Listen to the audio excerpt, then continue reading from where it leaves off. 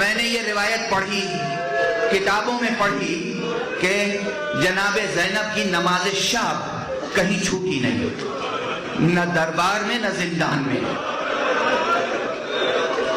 شام کے تنگ و تاریک زندان میں بھی جہاں بیوی سے اٹھا بیٹھا نہیں جاتا تھا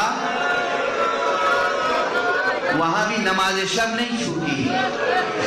جب بیٹھ کے نماز پڑھتے ہوئے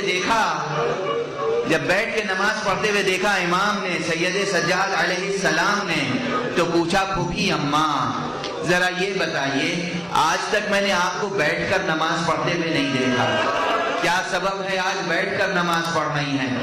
تو پھوپھی نے جواب دیا بیٹا کربلا سے آج تک آب و دانہ اتنی قلیل میں ملتا ہے جو قافلے کے بچوں کے لیے کافی نہیں ہوتا، میں اپنے حصے کا پانی بچوں کو پلا دیتی ہوں، میں اپنے حصے کی غذا بچوں کو کھلا دیتی ہوں، اب بھوکے رہتے رہتے پیاسے رہتے رہتے اب اتنی سکت اور توانائی نہیں رہ گئی کہ کھڑے ہو کر نمازیں پڑھ سکوں۔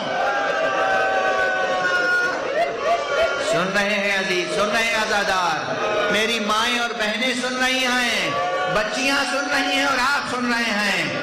نماز کی اہمیت سنی آپ نے، زینب نے کیسے حالات میں پڑھی۔ میں سوچتا تھا کہ نماز شب آخر واجب نہیں ہے،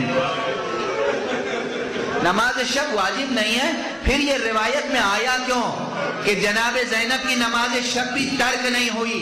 ایک روایت اور ملی، جب سید الشہداء امام حسین رخصت آخر کے لیے آئے، رخصت ہوتے ہوتے کہا اے بہن زینب مجھے نماز شب میں نہ بھولنا۔ اب زینب کے لیے نماز شب حسین کی یاد بن گئی۔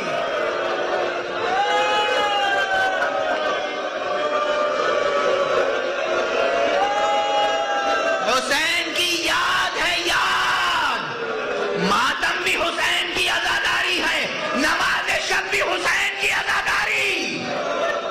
نماز شب پڑھا کرو اور اس میں وہ دعا کیا کرو جو حسین کے لیے دعا مخصوص ہے، اللہم صل علی الحسین وعلی علی ابن الحسین وعلی اولاد الحسین وعلی اصحاب الحسین۔ یہ نماز شب میں پڑھو، نماز شب کو عزاداری کا جز سمجھو، اس لیے کہ زینب نے نماز شب کو عزاداری بنا دیا ہے۔